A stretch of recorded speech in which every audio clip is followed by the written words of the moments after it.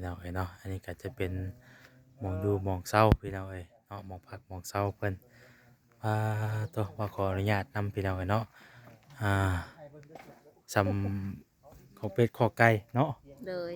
ขออภัยนำหลายๆที่ เออ อ่าแต่บ่คิดว่าจะมีคนนอนอยู่นี่เนาะ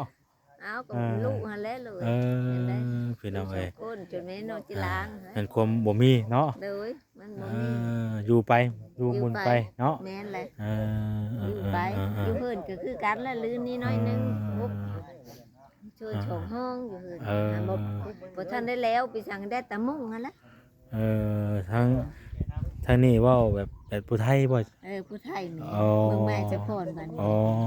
นี้อ๋ออ๋อมาอยู่น้ำพูแต่ซื้อมาอยู่น้ำเอ้ยน้ำนอง โอ้ให้น้ำโบราณน้ำชีหาให้นะพอได้มืดกันโดยเป็นยังไงเนาะครอบครัวแม่โดยครอบครัวแม่หยังก็ ไม่การ